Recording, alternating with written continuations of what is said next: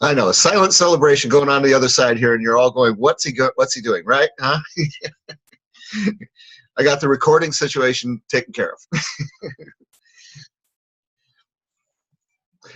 Hey, Matthew, how you doing? Popped in on me there with me when I wasn't looking. I'm well. How are you? Good, good. Did you get there in time enough to see the celebration? The yes? Yeah. I did. I did. Right. I got to observe that. Okay. And well, good morning. Hey, Doug, how are you? Very good, Leonard. Very good. It's great to see you. Good. Good to see everybody. Yes, I don't think we've got a few people who unfortunately had some things in life happen and aren't being able to make it here, but I'm recording the meeting for them, so cool. I'll come back and view it. Good. We've got somebody driving a car. Yes, Savoy. It's pretty impressive. Yes. Yeah. That's called multitasking, you know. That's the ultimate in multitasking. Mm-hmm. You have no idea. You probably got you got a baby there too. No, they're gone. They're gone. They're gone. I'll try not to eat breakfast when you're looking. No, it's all right. I'm gonna trying to have some coffee here, but at any rate, well, good to see you all, and look forward to our face-to-face in a couple of weeks. I'm on my way tomorrow to South Africa. I just got in early this morning from Atlanta, and now I'm leaving tomorrow for South Africa for 3 weeks. So I'll be coming out to see you right after I get back. So we'll see what shape I'm in. Are you going to be able to keep East Coast time there? Yeah. No, it's like what, 17 hours different or something? I don't know. Oh no, it'll stretch the students, that's for sure. Yeah.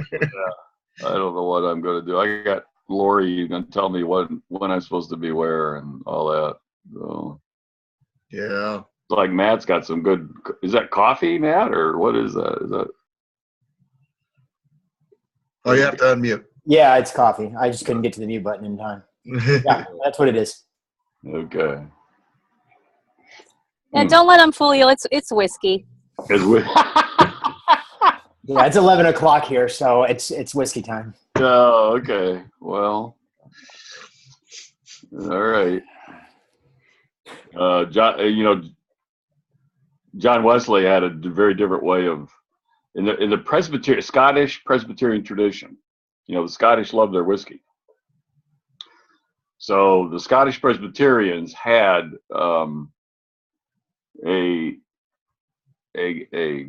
person whose responsibility it was basically to make sure the priest was in his robe all right, and to give him his Bible out of the Bible box. They kept Bibles in these Bible boxes under a lock and key because they were so expensive, and to set it up on the pulpit. And then the last thing he did was to give the preacher a little shot of scotch to get him going. And Wesley said, he critiqued this. He said, our preachers don't need help going. We need help coming down. So he said, at the end of a long day, when you've done all your sermons, go home, it was 3 things. It was candied orange peel. I have no idea what that's about. Lemonade or mild ale, as he put it, mild ale, candied orange peel, or lemonade. So the person who gave it to them was called the Beadle, Beadle, Beadle. And the Beadle was the guy who would give the Scottish Presbyterian preacher the little shot of scotch. And Wesley said, we don't need any Beetles. We just need some candied orange peel, lemonade, or some mild ale. Go home and relax. So anyway, isn't history wonderful? Isn't it great? It is indeed. There's all these wonderful little stories. So you all enjoying Downing, and it was kind of a challenging early book, but I thought you'd get right into it, and she's got kind of the best. There's a lot of books on semiotics, but they're heavily philosophical, and Crystal did something I think is really, her field is really English literature and cinema, and she got a new book out just on semiotics, Christian semiotics in the movie industry and film. So if you like her stuff, you might want to go further and read her new book. It just came out this summer, I think. But she has some really great metaphors, and I think it's a really good introduction into semiotics from a Christian perspective. So,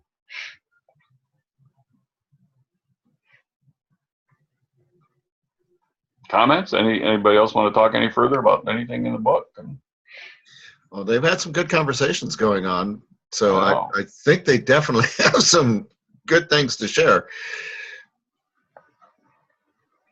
Don't be shy, guys. You know, one thing that caught my attention just in the beginning, I think it was the very first part of Downing's book, is that essentially she defines a sign as, you know, a symbol, something that stands for something else, a deeper truth. So she uses truth to, you know, to kind of build her definition of a symbol on, a sign on. But then she goes to, then she talks about truth a little further on, and defines truth as kind of this paradox, this place between, you know, between two sides. And I thought that was very interesting. And I'm not sure if I agree or disagree with the way she set that up logically, but it seems like, you know, she begins the book by defining signs as, you know, something that stands for an underlying truth, but then goes on to say that truth is really, you know, a little ephemeral. It's not as not as steadfast as we think it is. It's kind of, you know, that the place between the paradox. Well, let me first of all, I agree with her and I don't agree with her about this whole understanding of truth. And so, but I do agree with her about that, the coin, her coin metaphor. And that's what you think you're talking about, Savoy, is that on the edge of the coin, opposite sides on the edge. The essence, first of all, the understanding of truth that comes out of a Christian perspective is unlike any other religious tradition's definition of truth. And it's really weird. I mean, and the problem is we aren't weird enough because we've lost the weirdness of our understanding of truth. If you, and you can hear it a little bit in, let me just do a little kind of historical survey real quick. If Plato had students and he sent them out and said, follow my teachings. Aristotle had students. He sent them out and said, follow my philosophy. Moses had students, sent them out, follow my commandments. Confucius had students, sent them out, follow my sayings. Muhammad had students, sent them out, follow my practices, my 5 noble pillars. Jesus had students, sent them out, said, follow me. This is huge. We define truth in a Christian frame in terms of a person who calls us into a relationship. Fundamentally, only Christianity has this relational understanding of truth. So when you think of truth and you start coming up with a proposition or a practice or something like that, that's not Christianity. That's more Muslim than it is Christian. And we got a lot of Christians operating out of a default understanding of truth that is not, that's actually more Muslim or Jewish than it is Christian. So truth for us is a relationship with a person. And let me just start with that. The other thing that so she defines truth a little more too propositional for me, too philosophically. But where she's exactly right is that orthodoxy is paradoxy. I don't know how else to put it. We have an understanding of truth that is fundamentally brings opposites together. And this is one of the reasons why Christianity is so generative of creativity and imagination and arts and all that stuff, is because the essence of creativity, every study of creativity says the essence of creativity is the juxtaposition of difference. And Christianity, by its very nature, even though our churches don't reflect this, they're some of the least creative places around. But Christianity, by its very nature, brings together these opposites and makes them talk to one another. Jesus is the Lion of the tribe of Judah, and he's the Lamb of God that takes away the sins of the world. Jesus is fully human, fully divine. God is one, God is three. What's the truth? You bring them both together. Good morning, saints. Good morning, sinners. What's the truth? You bring them both together. We live simultaneously out of both realities. That's where she's right. Exactly right. And I'm going to talk more about this when we're face to face. But I think that's, since you brought it up, that is really a key, unique feature of Christianity that you just can't escape. You're always waiting with Jesus for the other shoe to drop. You know, he goes, I want you to be as wise as a serpent. He stops there. As innocent as a dove. You want to be first? You got to be. You want to be exalted? You got to be. So he's always in this stereo, bringing together these opposites. So,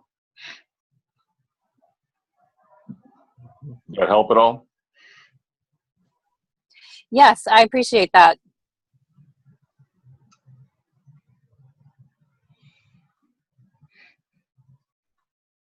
The whole concept of semiotics is a one directly from the scriptures. I mean, Jesus uses the word. In fact, he instructs us to be semioticians. Red sky in morning, sailors take warning. Red sky at night, sailors delight. You know, I'm quoting Jesus here, right? And then he goes on, you know how to read the signs of the sky. I want you to know how to read the signs of the times. The Greek word for sign. This is where we get semiotics from. So he's calling all of his disciples to read, be able to read signs. And of course, you have the whole tribe of Israel. The first tribe that went into battle, the first tribe that went into a new land or new territory, when they marched, the first tribe was the tribe of Judah, because Judah had the trumpet, and they sounded forth. So the sound goes before everything else. The second tribe, though, is the tribe of Issachar, and that's the semiotic tribe. 1 Chronicles 12, verse 21. We are the tribe that knows the times and knows what to do. Semiotics is to know the times and know what to do. Or to, in our case, to know Christ and to make Christ known. That's kind of the semiotic mandate. For a biblical semiotics is to know Christ, to make Christ known. Issachar was to know the times and to know what to do. But we have this wonderful, the rich tradition of the tribe of Issachar. My favorite Chagall Jerusalem window is the Issachar window. Just an incredible. You can Google it. Just Google Issachar window Chagall. And it's just magnificent. This tribe of semioticians.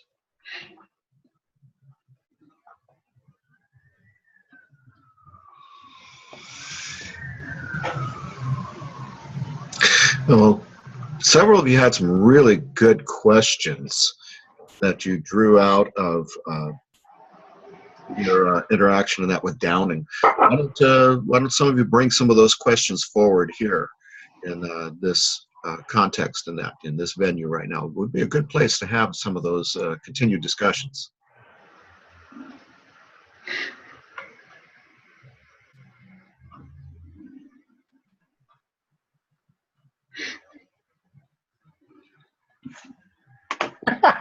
What happened, Doug? I think I'm not sure if I've just found the introverted side of everybody or what. I have a question. It's not necessarily related to the forums, but I'm just curious, Len, a little bit about you, why, what your interest is in semiotics.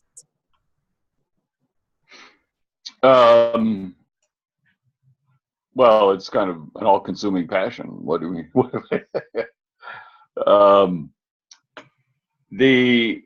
It's how I read the Bible. It's how I preach. It's how I have a whole website just devoted to helping people preach semiotically. It's a way of reading. Biblical scholarship has been really preoccupied with hermeneutics, which is a interpretive theory you bring to the text. Semiotics is allowing the story to speak through all its signs and symbols, and as a great storyteller would do. The story proceeds by all of the details that you put in it, the signs and symbols. And so it's actually reconnecting with the mother tongue of how the scriptures were written, how they were conceived. Jesus is the greatest storyteller who ever lived. Jesus is not the greatest philosopher who ever lived. Jesus is not the greatest author who ever lived. He's the greatest storyteller who ever lived. And so we've got to reconnect with the way in which he communicated, especially in a culture that's addicted to story. This culture does not hear words, does not speak words. It speaks in narrative around the metaphor with a soundtrack. So it's also an attempt to learn the mother tongue, the lingua franca of the culture in which we live. And so that's the whole shift from hermeneutics. I'm not opposed to hermeneutics, but from hermeneutics to semiotics. So I heard you say that we're addicted to stories, and I would agree that narrative is extremely important to who we are. Is it an addiction because we're addicted to it, or because we're hardwired for narrative? I think that there's something even about our brains that responds to sequence and narrative and so are we hardwired for that? Is that, kind of a reaction to or the way humans are? Yeah, it's a really good question, but and I agree with you. The brain is hardwired for story. I mean, this is how the brain thinks. The brain does not think in words. The problem is that for the last 500 years, we've not been in a narrative default. It's all been about words. We've been fixing the modern world, the Gutenberg world, the world that Gutenberg print culture created, just think about this. We're going to be celebrating the 500th anniversary of the Protestant Reformation in another year from now, exactly almost. The modern world, the Gutenberg world, began with a 95-point sermon. It had 95 points. Jonathan Edwards got down to 26. John Wesley got down to 22. You keep moving, 19th century now, Charles G. Finney got down to 12. Dwight L. Moody, later 19th century, got down to 7. Billy Sunday, early 20th century, got down to 5. Mid-20th century, Billy Graham got down to 3. But they're all words. Every sermon was, let me give you these 7 habits of highly effective discipleship. That's Jesus, right? No, but that was the default by which we communicated in the modern world. We did not communicate in story. If we did story, it was an illustration. So you illustrate, but illustrations illustrate points. The whole point is a point. And with the brain, making points doesn't make points. But because the brain is not hardwired for points and principles and propositions. It's hardwired for narrative and metaphor. Google culture, that's what shifted here. In the shift from a Gutenberg world to a Google world, we are now in a whole different world where actually the culture is speaking the language that the brain is more hardwired for. The church is not hardwired to talk in stories. Every one of you's memorized Bible verses, not one of you's memorized the Bible story. We are all hardwired for a world that is no more. And that's the challenge, is to retrain ourselves, to reframe ourselves, to speak the language that is native to the brain, native to Jesus, but has not been native to Western modern culture for 500 years.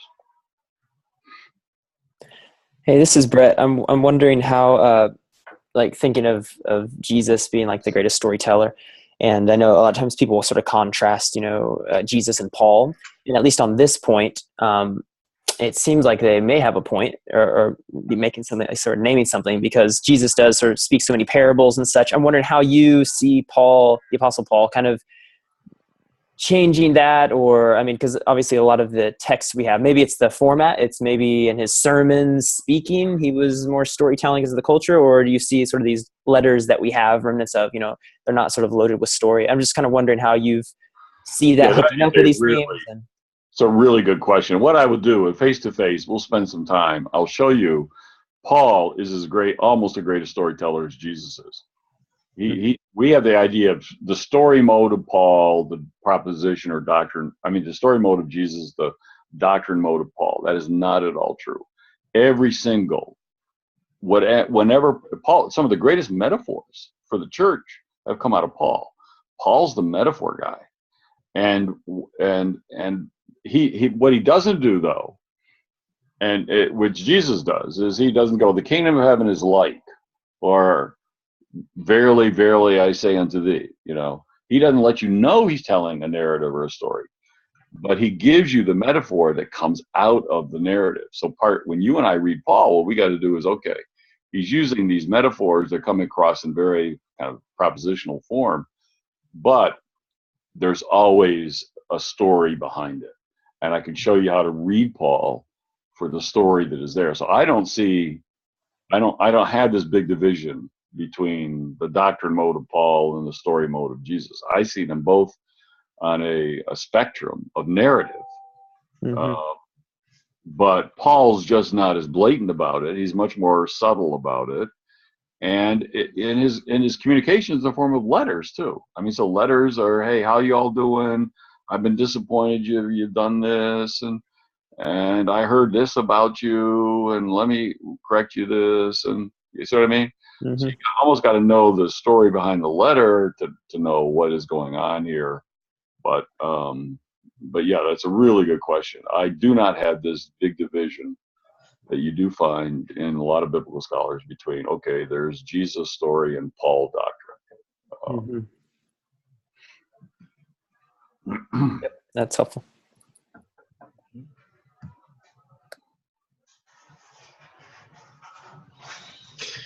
Tim, you were at the face-to-face last year and joined us there just for an introduction to this. What are you sensing now that you're in the class? And kind of give us a little bit of maybe a little interaction that, or maybe some of the questions you're developing now. Well, I remember last year when I was in the class, Alen put up the song by Avicii, Wake Me Up. I remember we were watching it, and it completely blew my mind because I absolutely love that song, but then it didn't really click to see how much the imagery and the signs were in it that really portray the life of a Christian and how we are set apart. So I think for the questions for me is, in my class that I teach at North Point, I posed the question, how far are we willing to go over the line to be culturally relevant to make a point? And it's all tying back to everything that this class, from what I'm reading and from what I was exposed last year, started to make sense in my mind now. So it's just trying to really think through what are we seeing and how do we understand it? Yeah. Basically, semiotics is seeing what everybody else is seeing, but they don't know they're seeing it. Yeah. So all you're doing is you're just pointing out things that everybody's seeing and is seeing, but they don't know the significance of what they're seeing. And that's where the meaning comes in life. So semiotics is really meaning making. How do you make meaning? And this is where Downing is right. If we don't provide meaning for people, Hollywood's going to do it. Madison Avenue is going to do it. Celebrity culture is going to do it. So it's up to us to really do it, and we got to do it. We got to do it well, and that's what semiotics is: help people to find the meaning in life through these stories, signs, symbols. Mhm. It's interesting that what you remember, Tim, was the Avicii. Yeah, and the rest of you know what I'm talking about. What we're talking about here. There's 5 YouTubes. I think it's 5 that have over 1 billion hits. I mean, these are truly global soundscapes. Beyonce has one. The Korean guy, what is that? Gangsta, or Yeah, I know which one you're talking about. you know what I mean? It sounds like gangster rap. Gundam It's style. Gangnam Style. Gangnam Gangnam style. Yeah. Style. That's another one.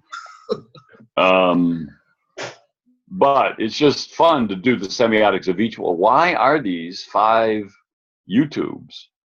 I mean, you got 7 billion people on the planet, over 1 billion just at one YouTube. I mean, because the songs are everywhere, but this is just one. I mean, they're everywhere on YouTube even, but just one YouTube has it's 1 point something billion hits. And just to do the semiotics of each one of these, and just to see why and what is it saying, and what is it saying about our culture. Anybody know that Avicii is Swedish? I think isn't. Yep, he is. Anybody know that song? Anybody know what we're talking about? Wake me up. Wake me up. Mhm. Maybe what you ought to do is we ought to just go to it right now and have you all listen to it. So why don't you do that? Just go to YouTube, and it's only about 2 or 3 minutes, and listen to Avicii's "Wake Me Up." Avicii, "Wake Me Up." You can't miss it. It's got 1 billion plus hits. So.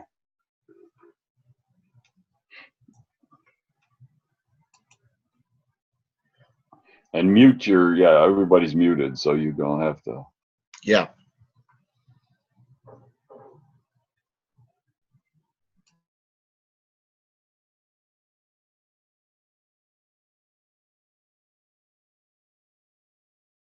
Can you spell that again?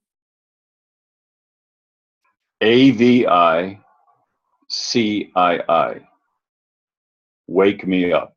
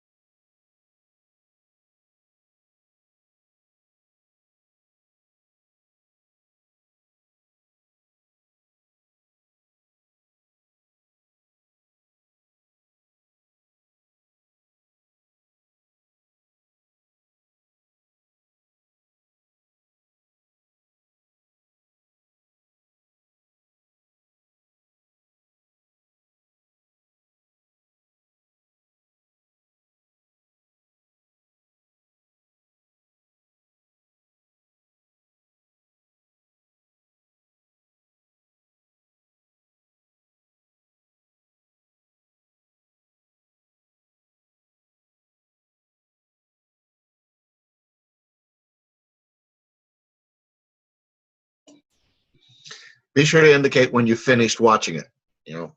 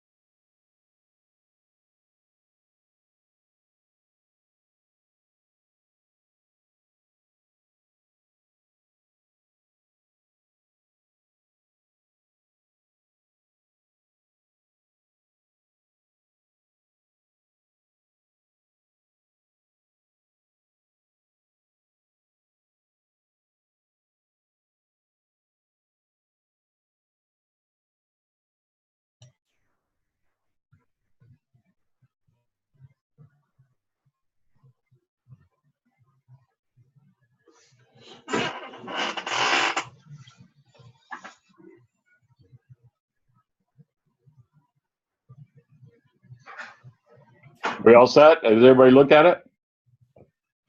All right. Okay. So what do you notice? Laurie, you haven't said anything yet. What did you notice? 1 billion hits. Why? There's that real juxtaposition between the two worlds, the silence, the old, and then the new and the young, and that sense of belonging with the symbol and that connection with these are my people. Okay, so what I'm hearing you say is that you've got a world that is an old world and a world that is a new world, and they are having trouble adjusting to one another. And I say there certainly seem to be elements of that, absolutely. Yeah. Um, And that the new world wants to belong, but the old world doesn't want to embrace the new world. Yeah. All right. How would you describe the old world? Traditional. And of course, this is my impressions coming out. Traditional, set in the past. How's their dress? Yeah, very old-fashioned, provincial, versus the very young, youthful. Any one of you can come in on this. So don't feel this is just Laurie having to give the answers here. Yeah, no, yeah. Help me out. Everybody to participate, you know. I am looking for your participation. One thing I noticed, sorry. Yeah, go on. Yeah, one thing I noticed was the sort of like for the new world, everyone was sort of a model. It looked like they're all very beautiful people. In the old world, everyone was like, well, older and, or not everyone, but many of the people were older and, no makeup. And so sort of definitely less sort of a glamorous place, less Okay. enticing. Like What spirit was the new world versus the old world? Sort of adventurous is what I thought of the new world. Very sort of adventurous, loud, energetic. The other was like dead silent. That whole scene was just, you didn't hear anything. You heard the wind whistling. Remember? Yeah. Yeah, that's true. You heard the Very wind. desolate in the old world, and the new very free and. Yeah. The old world, happy? No. Okay. If you want a good description of how this culture looks at the church, this is it. The church is seen by this culture as this old world. Sour, dour people, judgmental, dressed as yesterday's people, filled with yesterday's people. I mean, you can't get a better portrayal of how this culture sees the church. You say, we're not like that. I'm not like that. I'm talking about how does this culture see the church? The church is a place for yesterday's people, full of yesterday's debates, and a place that is fairly joyless, plus very judgmental. I mean, you could. Who were the people in the new world? How would you describe their relationship?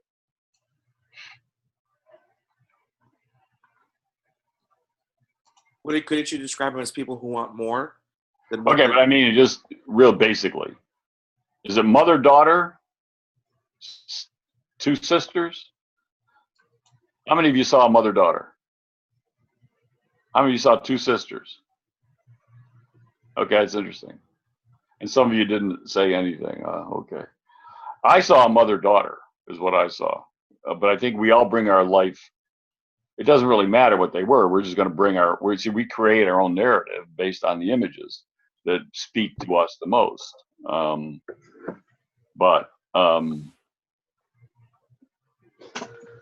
It's interesting that we have a different storyline going here, depending on whether it's mother, daughter, or two sisters. But Lori's exactly right. This is a couple here. They don't want to fit in. They want to fit together, and they hunger to belong. And I want you to hear this. This is a culture that doesn't want to fit in. The church is all about how can we fit you in. We got all these job descriptions to fit people in. We got volunteer descriptions to fit people in. This is a culture that wants to fit together. And is desperate to belong. Anything else about the lyrics of the song?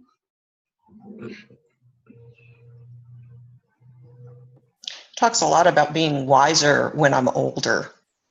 So again, it's that juxtaposition of the way we've always looked at young people as not being wise, and those of us with gray hair, scripturally, are supposed to have all this wisdom, and how that kind of plays out. Okay. I liked the themes of lost and found, and that while they were being found, they didn't know they were lost. And Okay. This is huge. really big, because I think that we as the church want people to know they're lost before they're found. And I think there's a message there. That is very profound, Jen, because that's exactly right. This is a culture that knows it's lost. I didn't know I was lost. I mean, it's saying, I know I'm lost, but also, it's a culture that wants somebody to wake it up. Wake me up. I mean, that's the theme. Wake me up, wake me up, wake me up. Wake them up to what, though? What does this culture want to be awakened to? I think something more than the surface, more than what surrounds them. They want there to be something more, whether that's supernatural, whether it's... Okay, but you're theologizing now, Lori. Just give me the story. Give me what is in this video that they want to be awakened to. I mean, concretely. When it's all over, when the story's done.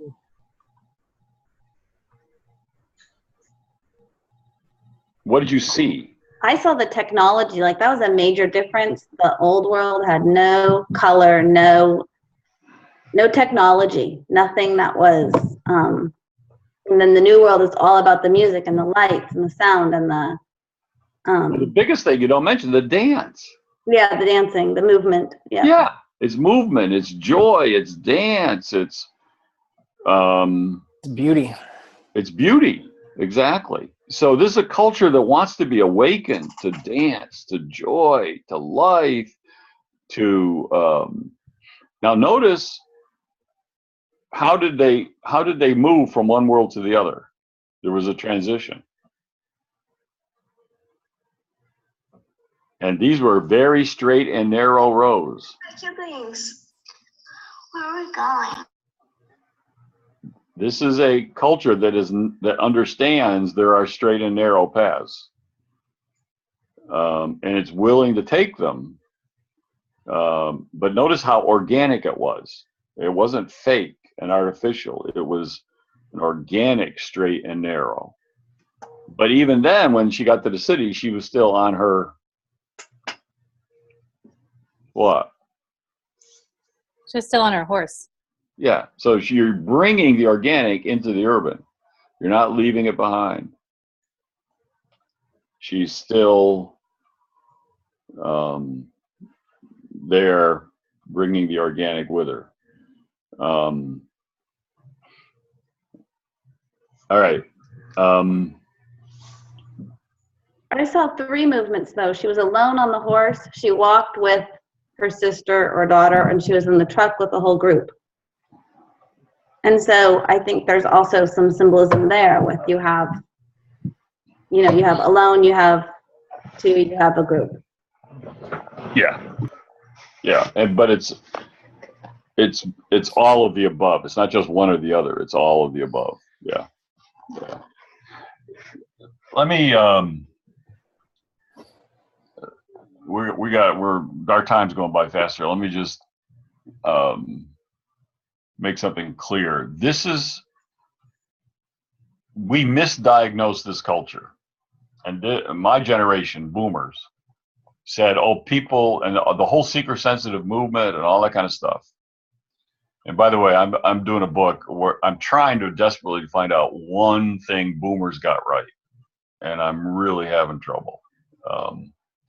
So if y'all can help me, what was something we got right? Because every single thing it seems to me, we misled the church. We misfooted the church on almost everything.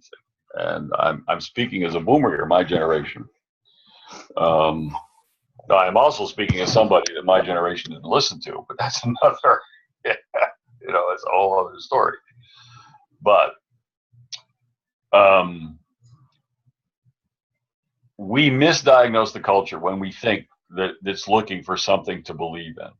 We got this idea that this culture is just hungry to believe in something. They want to believe. They're hungry to believe. This culture are easy believers. This culture believes in anything and everything. This is a culture that is not having trouble believing. They'll believe in, look at we got zombies, we got extraterrestrials, we got everything imaginable out there. This culture has no trouble believing. That's a boomer problem. Faith and doubt were big boomer issues. This is not the culture. That's not this culture. This culture is not looking for something to believe in. This culture is hungry for rapture. Now, I do not mean the rapture that some of us grew up with, where Jesus is going to come down and take you out of the world. I mean the rapture that doesn't take you out of the world, the rapture that takes you into the world. The rapture that captures you and brings you into new life in the world, excitement, joy, that wakes up every fiber and every cell of your being. That's the rapture that people are hungry for. It's another kind of rapture, the rapture of being alive. That's the deepest hunger of this culture. And you see that in this Avicii video. But the old world, there's no rapture there. There's no joy there. There's nothing there that would bring anybody to life. But the rapture of this new world, the rapture of joy, of community, of fitting together, of fellowship, of dance, of movement, of energy. It's all about rapture, but another kind of rapture, the rapture of being alive. And it's the mission of the church to tell this culture there's only one thing that can wake up every fiber of your being, every cell of your body, and that is the rapture of being alive in Christ. And that's what we're missing. That's what we're not getting across to this culture. It's the Christ rapture, not that takes you out of the world, but that brings you into the world.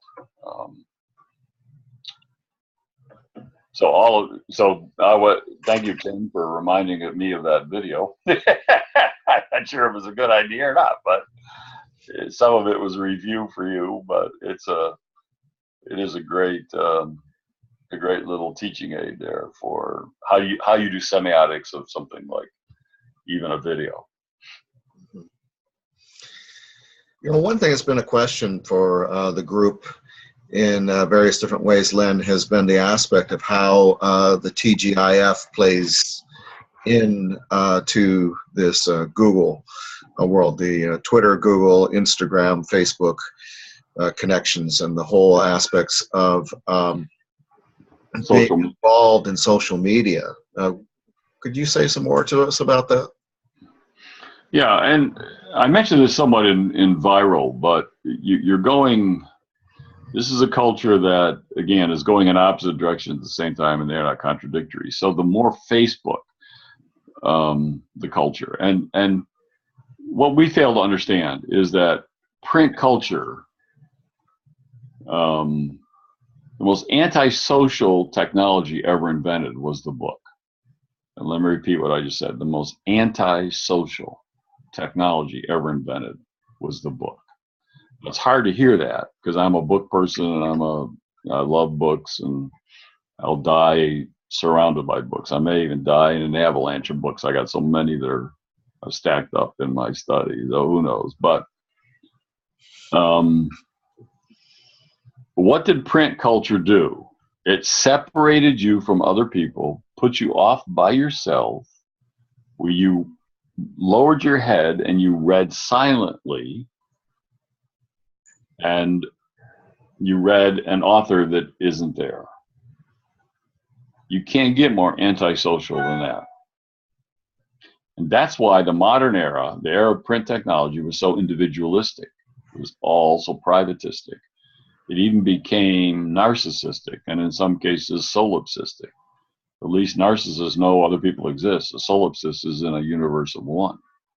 And we got a lot of solipsists out there. So you have this huge antisocial technology called print, which suddenly becomes a social media, a new world, a Google world, a TGIF world, where the whole technology promises connection. The whole technology promises socialness, not solitude, socialness. The problem is it can't deliver on what it promises. So this virtual, vicarious, derivative, secondary relationships that it promises through social media are unfulfilling in the end run. I mean, it's not that they're not good, but they just can't deliver what they promise. So people then have this huge whiplash of a desire for what they couldn't get online. So the hunger for relationship, the hunger for, I say the more Facebook, the more face-to-face, the more in your face. People want this, need this, crave this. Hence the all about intimacy, authenticity, and the hunger for the face-to-face, in your face. So we've got to embrace both. We've got to embrace social media and that kind of promise, but we've also got to realize that the hunger is really for connection, real connection, in-your-face connection. And the problem is the last place people expect to have that in-your-face, face-to-face, authentic, intimate connection is the church. It's where people pretend connection or pretend relationship, but it's not where real face-to-face, in-your-face connection takes place. So if churches could understand this and bring those together, the Facebook and the face-to-face, it would be a dynamic mix. Does that help, Doug? I think that helps quite a bit. But let's throw it out there. How has that helped each one of you who've had different questions about this aspect of this course? Matt, you've got an interesting context where you're doing, and knowing that I'm looking at you there physically. You've got your tattoos, and you're almost kind of been placed in a context in that almost it seems like you are on that edge where you fit but you don't fit at the same time. Tell us a little bit about your context there so that Len hears it, and then maybe say something about the social media dilemma you're facing. Yeah, so I mean, appearance-wise, I stand out a lot just in the towns around here. Just because of the way I look and the tattoos and what have you, and the way I do church. But as far as so I'm a church planter pastor from Austin, Texas. And for the last 12 years, I've been in the urban context.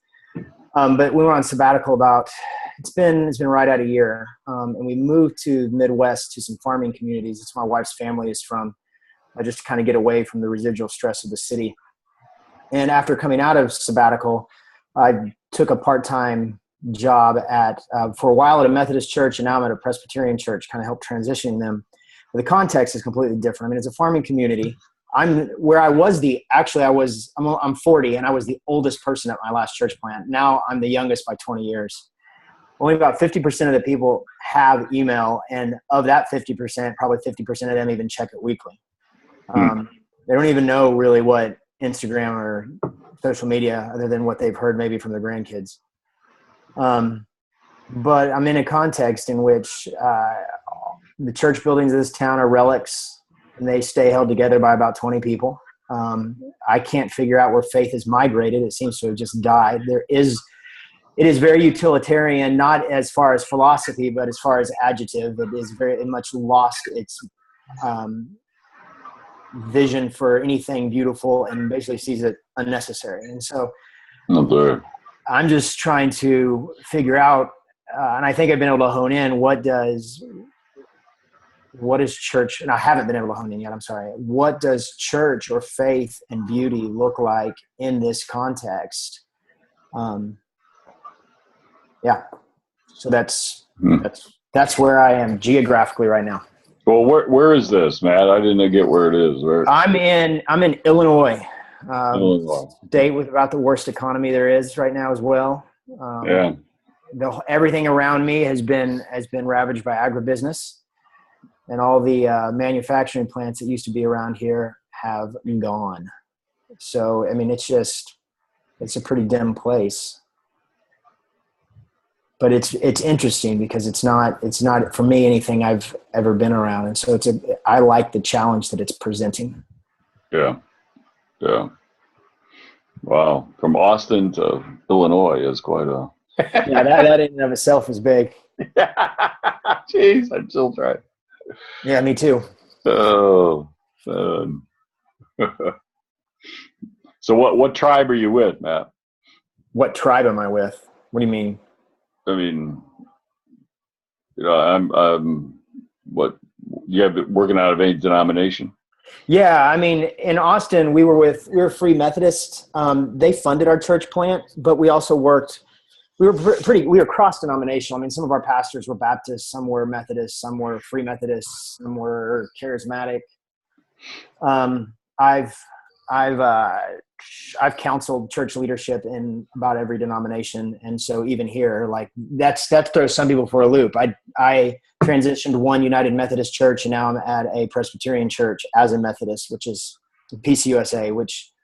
So I'm not really married to any denomination. I've worked with guys like Hugh Holter and stuff like that, and so it's just kind of more from a mission perspective than anything else. And so I'll work with whatever denomination if that answers your question. So I don't know what tribe I would say I'm with. Yeah, I didn't know what this Illinois church was, is what I was They're Presbyterian. They're PCUSA. They've been around for 180 years. The building that we use on Sunday is 180 years old. Mm. Wow. Yeah, my brother's a PCUSA minister, so I know a little bit about that tribe from him. Yeah, I'm just learning. I didn't know anything. I didn't know much about them. In fact, I'm taking a PCUSA polity course at Fox this semester as well. You are? Just for that reason. I want to know more. Yeah. I got to get you a T-shirt then. I'll try and find one and send it to you. It's the standard Reformed T-shirt. You know, you got all this Black Lives Matter. Yeah. Blue Lives Matter. Some Lives Matter. That's the Reformed version. Yep. Oh, I hadn't heard of that one yet, but done it really well.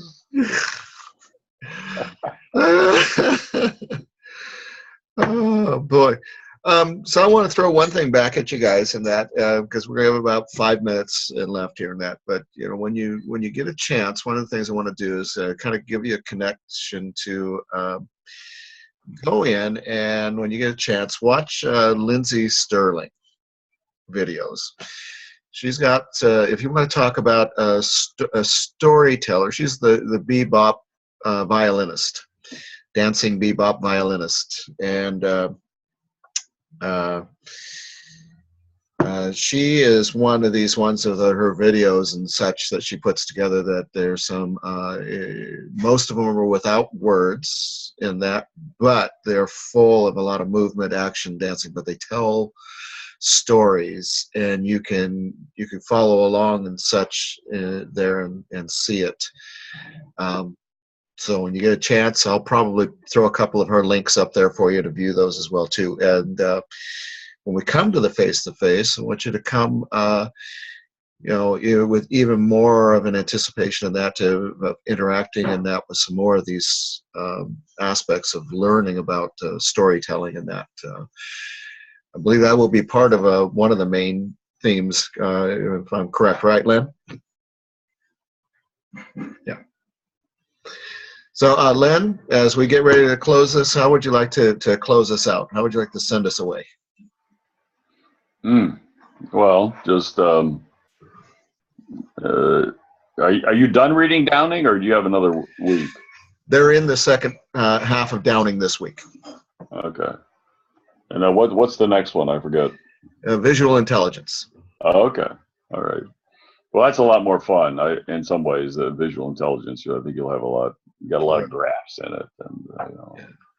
Oh, it's a great book. I loved it. When I picked it up and read it. So I'm hoping that all of you appreciate it. Yeah. So we'll. I think that'll also help to. I think Downing, in some ways, is very practical, but this is even more practical, I think. So. But I'm hoping that you will start reading the Bible this way. I mean, literally, start reading the Bible from a semiotic standpoint, and just don't bring your theology to the story. Get the story down first, and maybe the most important thing about a story. Helping a Bible story, helping people come alive to a biblical story today is this. You've got to turn it into a motion picture in your mind. Until a Bible story becomes cinematic in your head, it isn't yet. You haven't yet filtered it and framed it right. And when you can actually, and this is the visual intelligence, when you actually see that and hear that story in your head, then you start theologizing. But what we've been learned to do is we frame the story in our theology, and then that box limits how the story can speak to us. So get the story out of those framings, out of those boxes, and let the story go. Let it become cinematic. Let it become a motion picture. And then read it that way, and you're going to be reading stories as if for the first time. Paul Ricord talks about this as the second naivete. When a true reading takes place, it's a second naivete. You're reading it as if you were reading it for the first time, and that's what will happen when you're reading the Bible. Semiotically, you'll start. Oh wow! How did I miss that? Wow. So, all right, great being with you. Thank you, Doug. No problem, Len. Thank you. Appreciate you making yourself available for us. Everybody, thank you. I look forward to. Bye, Joy. Take care. All right. So I look forward to seeing your next section of posts that come up on Downing. I think this new system that we've kind of put into function here and the way it's going has really, from what I'm seeing, is enriched what you're bringing out as far as the comments and the interaction with the text versus the formulated questions that I've had previously before. Yes, you are engaged in an experiment, but I think this experiment from the first week, what I've seen is actually being very successful in what I'm seeing you guys, what's coming out of your thinking, your thoughts, and what you're sharing. So great job. I think I made the comment on somebody's post, and that I don't remember which one, and that reading your posts has been like eating a good meal.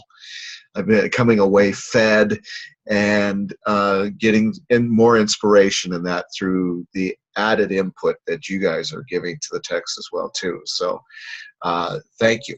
You're doing a great job. You are getting very well engaged and connecting with the text. So great job. So before we close out the meeting and that, do we have any quick questions or that? Everybody's got their schedule set for the face-to-face. And so let me just throw it out there. Any other questions on that? Oh, just real quick, just follow, as far as the TED Talks go, follow what's on already established and put on the Foxtel page and that. I've had a good Adam and I are working out so that the syllabus is going to read the same next semester that this comes off, and make sure everything's in place there. So, but any quick questions before we go? You reminded me that I do have a quick question about that, Doug. Just looking through that, it seems like there was something due on Friday, but then we enter the discussion this week. It didn't really make a lot of sense, so I wondered if you could clarify the TED Talk portion of our assignment this week and when, what's due when. Okay, well, let me take a look at it.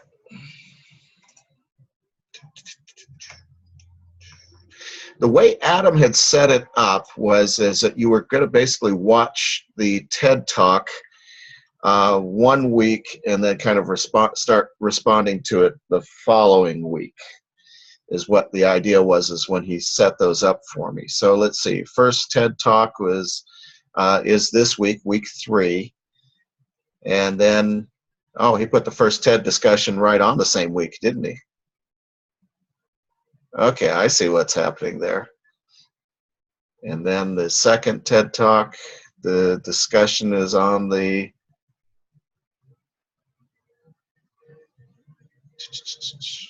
third TED Talk discussion for him. I've got to go down and meet with Adam. Okay. Yes. Just work through the exception on that. The idea of the TED Talks is for you to go in and to actually kind of do a semiotic read of the presentation and the work that what the speaker is doing and how they come across, how they tell their story and interact with that. And that's what I'm really wanting and desiring for you to critique out of them, is to learn this. TED has a system where they work really hard with their presenters to teach them how to tell the story. And that's one of the things is that connective element in that. And so I want you to be looking at that in the speakers and how they come across, what was effective, what wasn't effective for each one, because all of us bring our own personalities and our own styles a bit to it, even though they're trying to give it a formula in a manner or way of how to teach them to engage people. I want you to see how they do things that's effective and ineffective, and then see what are things that we can do ourselves to help make them effective or not effective, or what's making us effective and not effective in our own way of presenting things. So just from this point here, it looks like you're going to do your look at the TED Talk this week, interact with it this same week and that, but from here on out, you will be watching TED Talk discussion forum. First, I did not set up the Foxtail, so I'm gonna. What I'm getting out of it is that we're responsible for 2 discussions this week, and submitting our. The TED Talk one, I'm not expecting you to nearly engage in quite the depth you do with the reading. The reading is the critical one that I want you to do, the major in-depth one. And the TED Talk one is, don't overthink it. Don't make it more than it really is, but make it just simply a good exercise in learning about storytelling. Okay? If I give it in the most simplest terms, that's what the TED Talks are about, is learning about storytelling, learning about the use of images. You're learning about the use of, the actual tactile aspects, touch, smell, sight, and even the aspect of writing or such like that, all the various different ways that we interact and touch with each other. Find out what you see in the TED Talks and that, and then kind of touch on those and what you see and bring that out. And maybe if you see, and what I want you to look for is something that's kind of like that, gives you that aha moment and what the person did. And then maybe address it that way. And that way you've got a meaningful, substantive conversation to have about it. And then just interact with each other on it. It's not an overly heavily weighted portion of your grade in what you're doing with that, but we see it's an important part to see other people in action, how they're using the process. And TED does a great job of using videos. And so that's the reason why we chose them over doing something like YouTube. YouTube is unfortunately a great source in that, but very much abused by those who are just doing it to be sensationalistic and trying to earn a buck by having the most hits and earning money and a living from Google, through Google advertisement and such. So, but TED Talks is not based on that type of an ideology at all. So, does that help? Yeah, so just to clarify the deadlines, something was due Friday of week 2, which was a couple days ago. So just catch up as soon as we can and engage. Catch up as soon as you can and engage. I'm not overly stressed about, you'll notice that I did not put a cap of closing the deadline on the assignments. I understand life happens. Going through all of these things myself, and then the 12 years of university puts me in a position of being able to say, I understand what it's like to go through this various issues and things. So I know life happens. I understand, and you will find that I am probably going to be one of the most gracious people that you're going to experience when it comes to deadlines and things. If you miss them or such like that, I'm not going to close it off and keep you from posting or that. And I'm probably very rarely going to mark you down grade-wise or that for presenting something a little bit late on things. Because, well, for example, Savoy, I know you're TAing.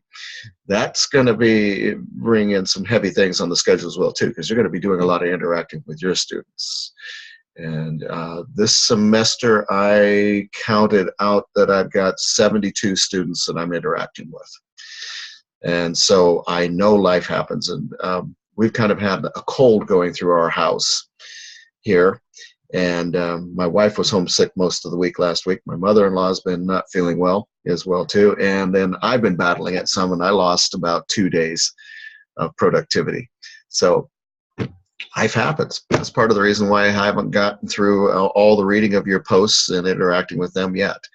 But I've got my goals to get that accomplished and finished by the end of the day, and that'll be good. So so don't feel overly pressured about deadlines. They're there, but they're a suggestion. How's that? Just do your best to make the deadlines as best you can. If you're going to be a little bit late, shoot me an email. It's all right. I'll work with you. Okay? So. Thank you. Yeah, you're welcome. Thank you. I appreciate the question and to give clarity to that as well, too. Well, I appreciate all of you. Thank you for your time coming out on this. I know that you guys have some of you have had to make special arrangements for the time to be here and join this. And I've appreciated all of you being here and sharing your input, and I hope that your introduction with Len Sweet gives you a good feeling about kind of what we're going to anticipate and experience in the face-to-face. All right. Bless you guys. Have a great day, and I'll see you in a couple weeks. All right. Thanks. Oh, don't forget, emails, chat times, anytime you want to call, let me know. All right. Okay, thanks. You're welcome. Thanks, Doug. Have a great day. Hope you feel better. Have a good I day. am. Thank you, Adriana. All right. Thank you, Lori. Savoy, see you later.